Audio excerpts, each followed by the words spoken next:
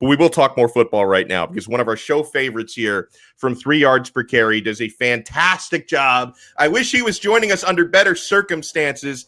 Alfredo Arteaga is with us. Alfredo, have you emotionally recovered from that travesty yesterday?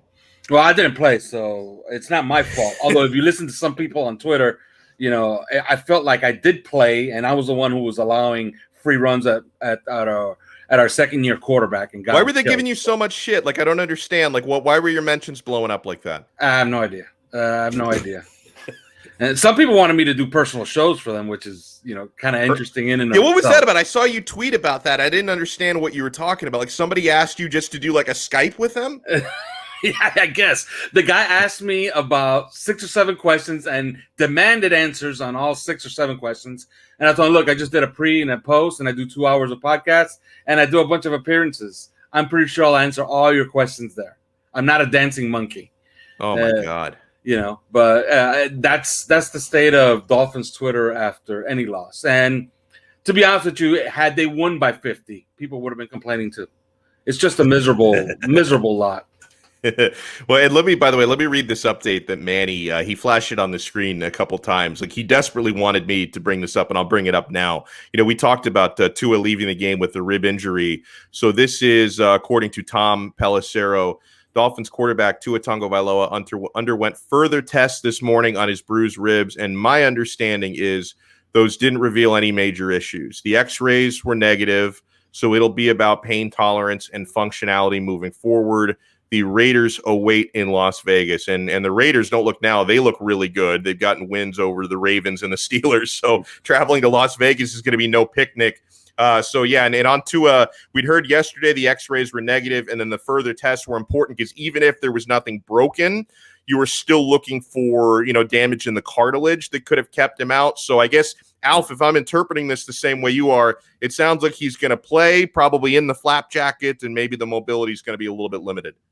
Yeah, I would say, signs are good. After a disastrous day, the signs are good, and I guess some positivity. It looks like he will play. So what do we do with that offensive line? Because at this point, Liam Eichenberg should have an opportunity now to start on either side. I mean, left or right, take your pick. I feel like he looks like he's one of your best 5 offensive linemen. I can't make any more excuses for what's left hat. I don't know why his name Austin is Jackson. Austin J. Yeah, for I was going to AJ. I can't make any more excuses. Forget about him. I can't make any more excuses for him.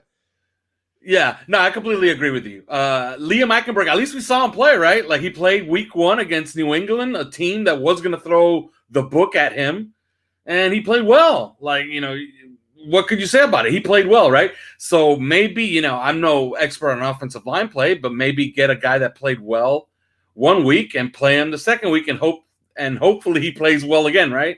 Yeah. So I think it is time to make some changes. What we saw yesterday was not embarrassing. A lot of people were saying, oh, it's embarrassing. It wasn't embarrassing. I could take getting your ass kicked. If you get your ass kicked, you get embarrassed. Okay, you got beat. Okay, their players were better than yours, and you got beat up. But what you saw yesterday was a bunch of unprofessionalism is what you saw. It was an unprofessional performance. On Saturday, I got a little bit on Zion Nelson, but that's because he's a projected first-round pick. Yeah. So I can, I called him out because I had mentioned him before, like, this is probably the Canes' best player. A lot of draft nicks have him in the top 10. They have him as the second-ranked tackle in the draft. And he went out and had his worst game of his career at UM against Michigan State. And as bad a game as I can remember a first-round pick having.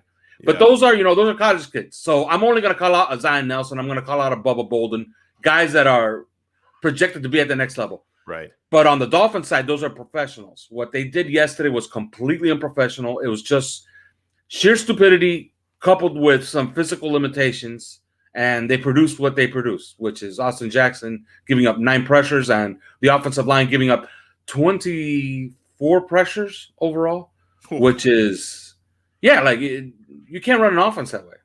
No, you can't. And what's sad is they actually got a good performance from their pass defense against Josh Allen. Yeah, they did. So, at the risk of overreacting to one game, I think we are starting to see some patterns. At what point do we have to start maybe reevaluating the job that Chris Greer is doing in the draft? I mean, he got thousands of picks in that Laramie Tunsil trade and the Minka Fitzpatrick trade as well. And yet we're looking at a lot of first round picks who are either flat out busts like Charles Harris or ones that are trending towards being busts like Austin Jackson and Noah Igbenogany. And of course, the jury is still out on Tua Tagovailoa. So at what point do we start reevaluating Chris Greer? Because, yeah, it looked fantastic to get that bounty of picks you got in those trades a couple of years ago. But if you don't turn those into important squad players, then at what point do we have to say he's failing? Well, he's going to be judged by wins and losses, as he should. Okay, so if the team wins 11 games, he could point to that and say, "Look, we stripped down a team. We brought it up from nothing to 10 wins and now 11 wins, so we're improving." But you got to dig a little bit deeper. That 2020 draft, we kind of see where two of those first round picks are heading, and it's nowhere good. Okay, it's heading somewhere where they're going to be wastes of first round picks. The quarterback is injured. Now he's going to play. Yeah. You got to give him a little bit more time. They've done some good work around the edges, but I think this is a situation where you even have to evaluate. And I don't think you have to evaluate where you are, even after improvement in the standings. If the team wins 11 games, and let's say they go out there and they lose a close playoff game in the first round, they still have to dig deep. Yeah. And they have to look at what they did wrong. And it wouldn't be out of the realm of possibility that the season ends, you win 11 games, you look at the offensive line, it's in complete shambles, and somebody gets the blame for that. And who's going to get the blame? It's going to be Chris Greer. So it could be one of those situations where he gets fired. Everybody says, well, why are you firing a guy who's improved the team from 5 to 11 wins? And he said, look, he spent 7 picks on this offensive line, and they have what, 1 useful player maybe 2? So yeah, it could be a situation where the team improves in the standings and they fire the GM. Like, that's entirely possible. Wow. Ninja Viking just writes in the chat, can we please bring in some unsigned guys to protect Tua? I mean, you literally can't get worse than what we have. There has to be people out there. Well, I mean, listen, Alf, anybody who's unsigned is unsigned for a reason. So it can get worse. I don't necessarily know if bringing people off of other teams' scrap heaps are the answer right now. Well, there's one really, really good one out there. The rumor was that he wasn't healthy, but evidently he's telling people around him that he is, and that's Mitchell Schwartz. He's a really good right tackle. He's old, but who cares? You're trying to get a 1-year fix because obviously this needs an overhaul in the offseason. But you're trying to get a 1-year fix. You're trying to save a season, okay? You got 15 games left. It's in its infancy. So there's an opportunity here. The deadline it doesn't come for a couple of weeks. There's an opportunity to kind of patch this up for this season and try to make something of the rest of the season. But as of right now, what they're doing is not working, and going forward, they can't keep the status quo. They got to make some changes. Now, even though yesterday, for anyone really paying attention, that game wasn't about Tua failing the Dolphins. It was more about the Dolphins failing Tua and getting him injured. And yet that will not stop, Alf. Anytime you have, losses, people are trying to turn that rumor mill again about Deshaun Watson. Do you think there's anything there? Like, how bad would this have to get over the next couple of weeks before the Dolphins might seriously say, you know what, before the trade deadline, let's make an offer? Well, the evidence is that none of that Watson stuff has come from Flores or Greer. Okay. Yeah. So you can take a guess where it's coming from. And it's the one guy that can affect that change. All right. So if Stephen Ross actually, puts the finger on the button and says, make the trade, then the trade gets made. It's as simple as that. Evidently, they're going to ask for a ton of stuff. There's a rumor that they asked for some protections based on his legal situation. Right. Okay. Which would be just the most cataclysmic thing if they trade 3 first-round picks and then the guy has to go to prison. Oh, my God. Okay. You know what I mean? Although there'll be somebody that'll say, look, he's young enough. When he gets out of the pokey in about 3 years, look at Michael really Vick. Gonna have a quarterback. We're really going to have a quarterback.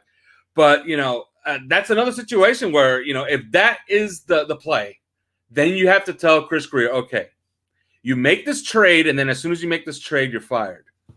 Because that would mean that you gave up on the 5th overall pick inside of 11 games, inside of one full season. Okay? And for no apparent reason either. All right? Like, his numbers do not warrant getting rid of him inside of a season. So, it'll mean that he threw away yet another pick. So, right. For all these things come consequences. And now there's actual pressure. Like Tua actually has, if he plays on Sunday, and I think he will, there's actual pressure. Like, there's, the room for error is pretty small right here going forward. Your early prediction on Dolphins at Raiders on Sunday, because the Raiders have looked better to start the season. They already have a couple signature wins. They've looked better than I expected heading in. So what has to happen for the Dolphins to get that dub? Well, the Raiders are one of those teams that, they have a verb. You know what I mean? They Raider every once in a while. Yeah. So it's entirely possible that they just lay an absolute egg next week. I don't think that they're as good as their record indicates, but they've shown it. They've beaten 2 pretty good teams, right? It's entirely possible the Dolphins fix this thing because they are resilient. They are a resilient bunch. They kind of patchwork this thing for the week. Tua plays and they eke out a victory on Sunday. I'm expecting them to bounce back because they have to, because they've also shown that they do as a habit. They've done it for 3 years. So why not this year? And I don't think the Raiders are as good as they are right now. Now, I know you were watching the Canes as well. This would be a good opportunity for me to discuss the early results of the Twitter poll that I put out there about a half hour ago, a little bit before the show, 45 minutes ago. I think I put this up there. So I asked this to the diehard fans of both. Which loss was more painful over the weekend? The Miami Hurricanes lost to Michigan State or the Dolphins lost to Buffalo? Now, the leader in the clubhouse is the Dolphins, 117 votes cast so far. Dolphins getting 60% of that vote. I can only speak for myself, Alf, but even though it was more expected, what happened to the Canes was more expected because I was afraid that was going to happen, them getting, embarrassed at home. And having one of these come to Jesus types of moments where everyone wants the coaches fired. But like, to me, Alf, that's more painful because I've been a Hurricanes fan for more than 3 decades. I'm 37 years old now. I just had a birthday, and I've been I've been a fan of theirs going back to when I was in diapers, and I've seen it enough over the last 15 years. Fans get all riled up and excited when a coach like Diaz right now is failing. Can't wait to fire him, and the next guy's going to come in and fix it. Well, after they fired Coker, they still got worse after they replaced him. And after they fired Shannon, they still got worse after they fired Cole. So it's like we're in this perpetual carousel of fans having all this bloodlust and wanting the coaches fired. But the problem is, unless you get sweeping changes from the top down, and that includes, not only does that include probably a new athletic director, but you have to replace him with somebody who's very ambitious. And the president of your university has to take an attitude of, no, we really want our sports teams to get great, and we will spare no expense. Firing a coach doesn't fix this, Alf. And I'm not saying Manny deserves to keep his job for the next, 2 weeks or 2 years or 5 years. I'm just afraid that the grass is not always greener on the other side. I completely agree with you. That poll is wrong. The results are just wrong. The NFL is really week to week. Things just changed. Last week, the New Orleans Saints looked like the best team in football. This week, they look like garbage against the Carolina Panthers. Okay? Last year, the Super Bowl champions, Tampa Bay, at home, got beat 38-3 against the New Orleans Saints. They went on and they won the Super Bowl. Okay? So it happens week to week. Teams are completely different. The issues remain the same. Like the Dolphins' offensive line is not going to be one of the best offensive lines in football next week. It's just not going to happen. But can it be adequate enough that they could reel off a couple of wins here coming up? Absolutely. Can they still make the playoffs? Absolutely. What you got with the Hurricanes is different. What you got with the Hurricanes was confirmation. That you got confirmation. Look, this team is nowhere near an ACC title than the time that Manny Diaz got here, from the time that Mark Richt got here, from the time that Al Golden got here. They're nowhere close to an ACC title. They're nowhere in the league. You just watch other teams. Watch Clemson play. Watch Georgia play. Watch those teams play. They're nowhere near. You expected them to play a competitive game against Michigan State, and it's college football. You're at home. You got to win those games. Period. You're ranked, they're not. Okay? And, the smart people that follow recruiting and look at the rosters will tell you that, Miami has more projected pros than Michigan State does, and that their roster is probably better. Mm-hmm. So you sit down to watch the game and you're expecting, you know what? I'm going to sit down. I'm going to enjoy this college football game. I expect it to be close, but maybe they win by a field goal, and I'll be happy with that. Yeah. But you get your doors blown off at home?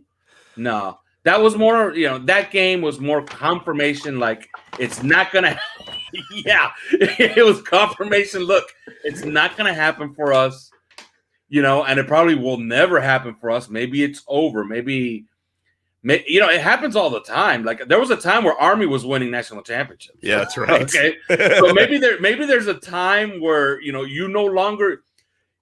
There was a time where Nebraska was a powerhouse. Yeah, and that was only like 25 years ago. Nebraska was a powerhouse, and now they're terrible. Okay, so maybe those days are done, and what we have to look forward to is, hey, maybe they can win the Coastal.